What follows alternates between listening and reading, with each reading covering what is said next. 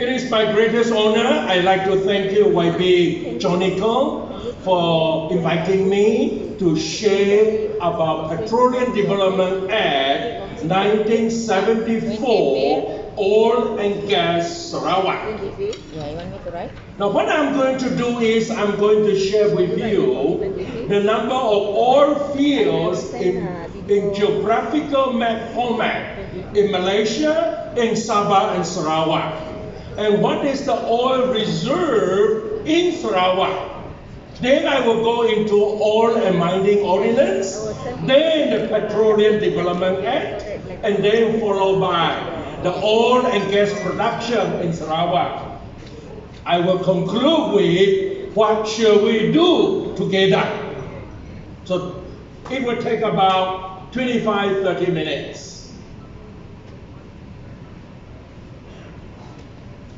Take a look at this good photo. Do you know what is the production, Petronas production volume of oil every day? 1.7 million barrels of oil equivalent. And how much do we have in reserve? 4.7 billion barrels of oil equivalent. If you divide this, you will know how many days Malaysia oil reserve will last. And particularly in the case of Sarawak, I will show you a map of Sarawak. If you look at this, this one not yet. If you look at this, you will see all the oil fields in Malaysia, in Malaya, in Sabah and Sarawak. But if we look at oil fields in Sabah and Sarawak, we have about 200 active oil fields. Now, what is the oil reserve that we have in Sarawak?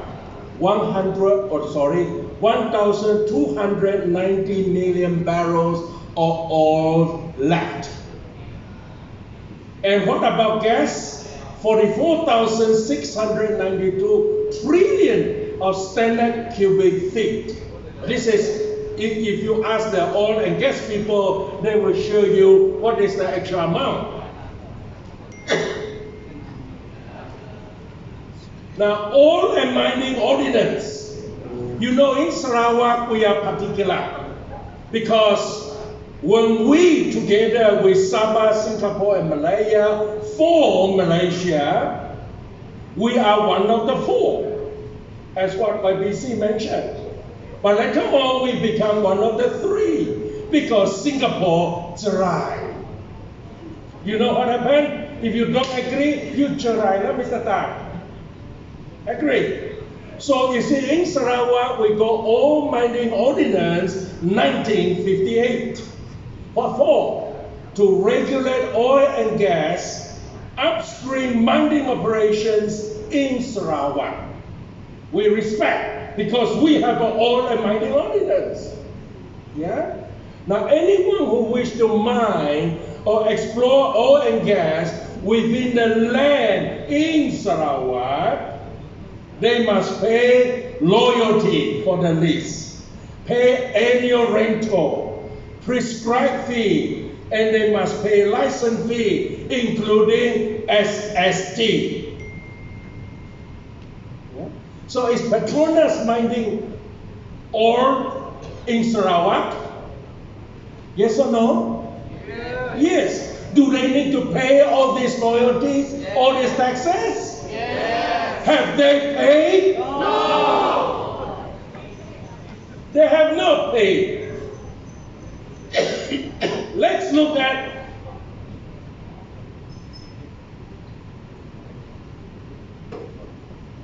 I'm recovering from my common flu. Luckily, it was not COVID-19. So it's okay, my dear friends. I did a little bit of research. I was talking to the son of Tan Sri Ling Peng Siu, Datuk Alex Ling, recently, because he was very well versed about prior to 1973, what happened. He said, prior to 1973, we have the total ownership of oil and gas in Sarawak. We get 12.5% of whatever is mined by Shell at that time. But why the Petroleum Development Act came about? Because when OPEC came about, the oil prices, before 1973, oil prices per barrel was only 10 US dollar, 12.5 US dollar, 15 US dollar per barrel. But you know, at that time, Malaya, not so financially rich, not so financially sound. So what happened when they are not so financially sound? They looked into Sarawak. Oh, Sarawak, manya minya oh. If OPEC coming up, the price shook up to 50, 60, 80, 90. Actually, the highest price ever reached for oil was 120 US dollar per barrel. That was the reason why Petroleum Development Act came into effect. Now, was the Petroleum Development Act 1974 constitutional? Is it legal? Is it valid? My fellow PBB comrades, is it valid? No. Is it constitutional? No. Then it is not constitutional. I want to justify to you why. Because it went against the federal constitution. Because the federal constitution has stated clearly, Article 2B, 76(4), 83, and 95D, and the rest of it, all right? Article 162, oh no, I haven't moved. Article 162, 1 and 2, you see, all the existing law prior to Malaysia Day to succeed and can be amended but not affected by Article 75, which means anything that is amended in Parliament that affects Sarawak, it must be approved by who? Yes. By Legislative Council. That is Dewan Undangan Negeri. Has it been approved? No. Yeah. No, it was not being approved. Furthermore, Article 83C, any law of compulsory acquisition of oil and gas made under Article 76(4) cannot be applicable to Sarawak unless approved by DUN. It was never approved by DUN until today. So is Petroleum Development Act valid? No. They will say federal constitution, the law tidak pakai lah. But federal constitution 4.1 say the federal constitution is the supreme law of the federation. And any law, for example, PDA 1974, passed after Merdeka Day, which is inconsistent with its constitution,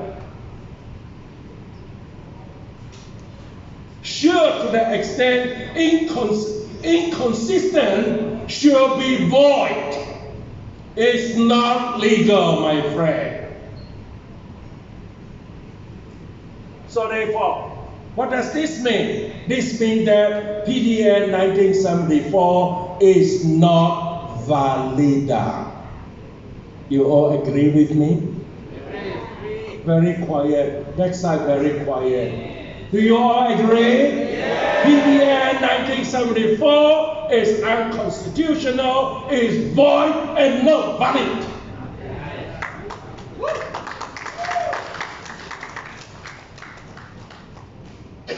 Now, why it is inequitable?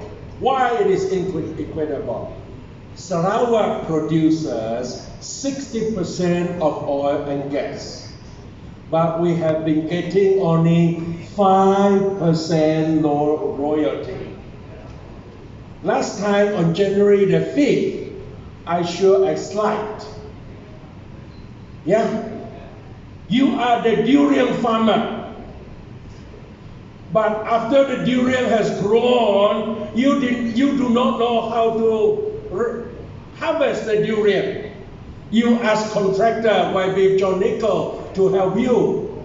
And he get YB Tang, Mr. Tang, to come and help.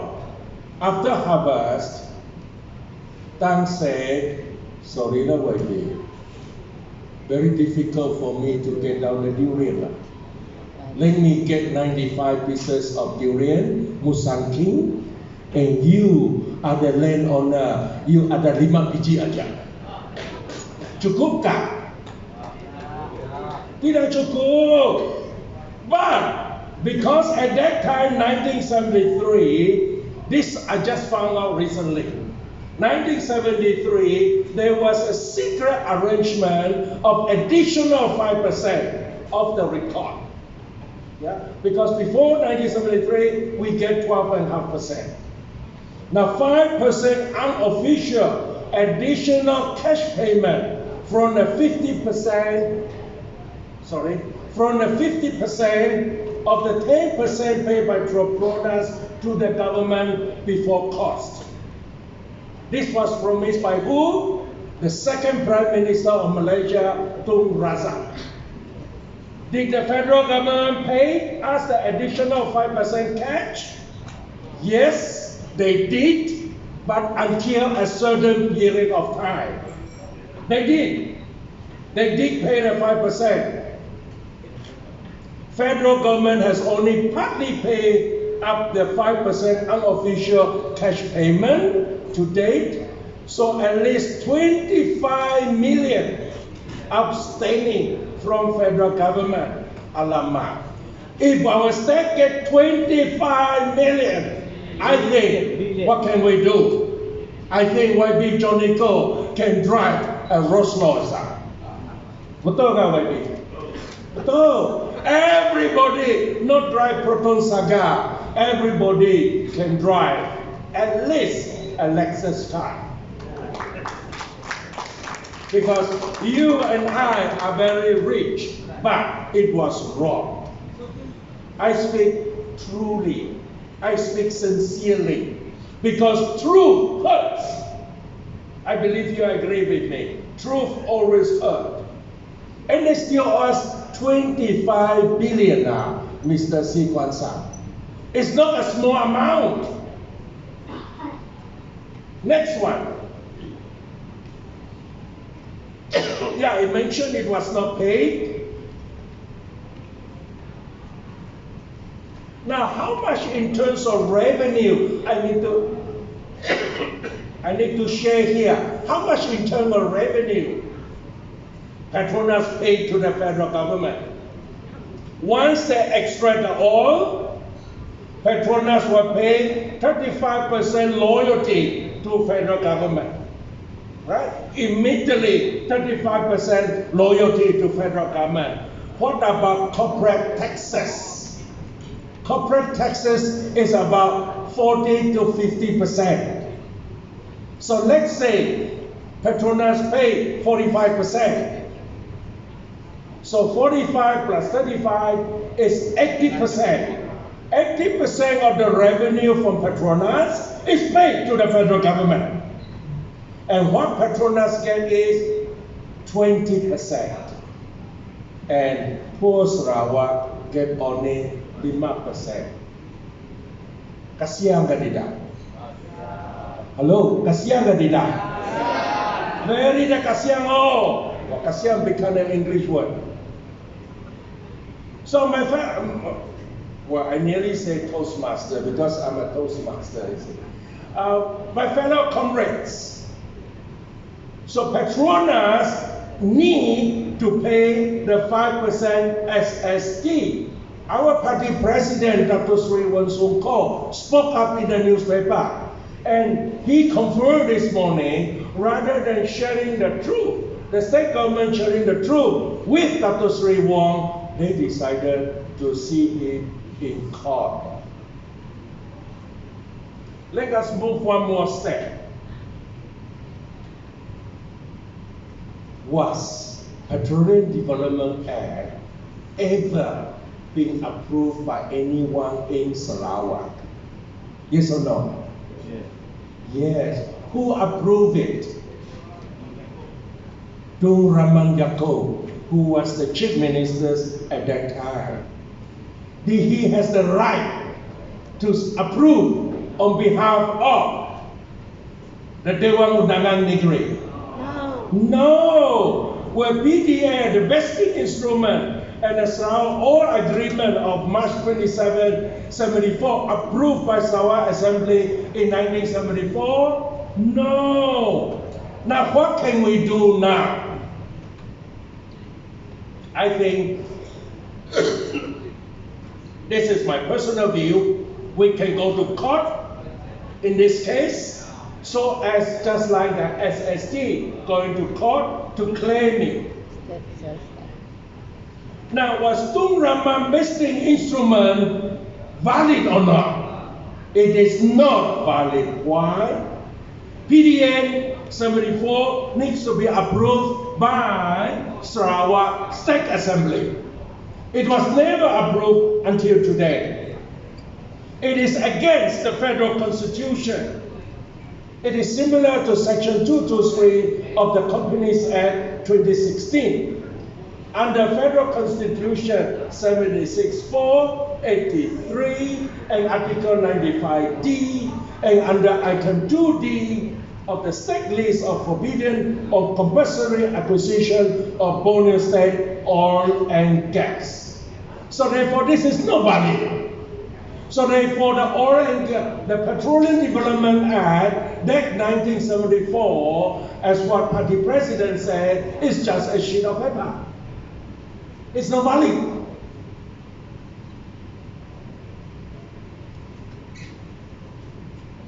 Now, next question is, what? Because the vesting document is not valid. What can we do now? Yeah?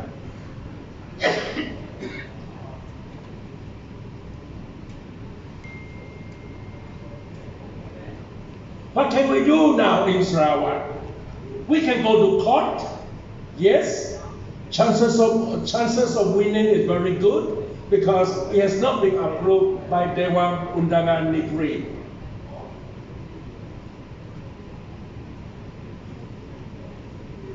Now, look at this. What is the daily production of oil and gas in Sarawak? Oil production 173.35 thousand barrels per day, which means 173,350. What about gas production? Is 4125.7 million standard cubic per day. Let's say, in terms of gas, is 680,000 barrels of oil equivalent every day. Crude oil, 173,300 barrels a day. So total production per day is 853,300 barrels. And daily production value here is about 200 million. What do we get? We get 10 million only. Now, what about in a year? What about in a year?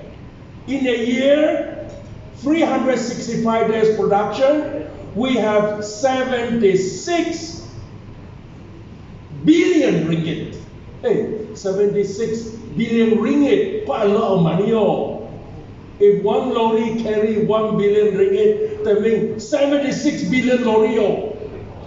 Betul kan? Mayunya. So what did Sarawak get? 5%. That is what Sarawak get. From so much money, from 76 billion, we get 3.8 billion only. Is that fair? No. Not fair. Now, I like to quote a very successful leader in Southeast Asia, the first Prime Minister of Singapore, the late Mr. Lee Kuan Yew. He said that all of us are sheep. 我们都是绵羊. All of us are sheep. You see, our sheep situation in 1963, a lot of wool, a lot of wool, you can cut the wool, you can sell the wool, and you can make a lot of money. But after 57 tahun sekarang, 57 years later, what happened to the sheep? You look at this photo. No wool, setengah mati tuan. Feel very cold. True or not? So feel very cold. So what do we do then? What do we do then? Let me conclude rather than to carry on.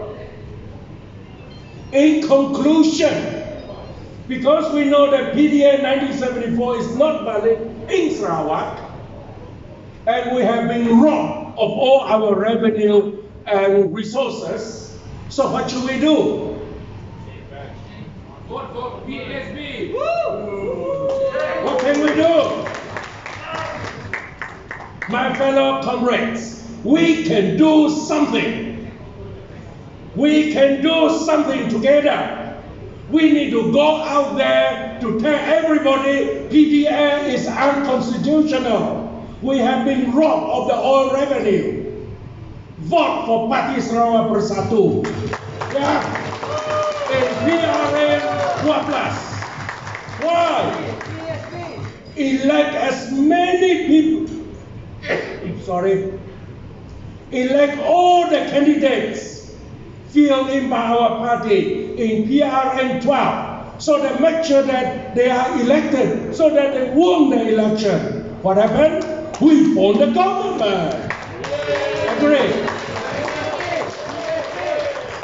I know when we formed the government, the most happy man besides Datuk Sri Wan Sungko would be my branch chairman, Mr. Simon Lau. Because I'm part of Sentosa already. Yeah. So be very. I am ready to share this slide with anybody. Yeah, to share this slide with anybody. You can text me. My cell phone number is 010-3268-333. But don't call me 3 o'clock in the morning. Remember this, we need to win as many seats as we can, so that we are in the government. What will happen in the future? The dream for the future, we have a revenue of 76.6 billion every year. Now each Sarawakian, I'm sure, because YBC talk about the Sarawak Wealth Fund. I'm sure every one of us will benefit from the Sarawak Wealth Fund. Agree? Otherwise, no point of keeping the fund there. But it's to be shared by everybody. So, my fellow comrades, let's fight together. In PRN Kedua+, we go out there, win every seat we contested. Then we can be in a government. Will we do it together? Yes. Wah, alhamdulillah. Aki hidup, aki ngelabang ya. Amat baik. Okay, over to you, Master of Ceremony. Thank you, Dr. Lau, and for making such a complicated topic understandable to all of us. I think it's one of the more inspiring presentations I have heard ever on the PDA.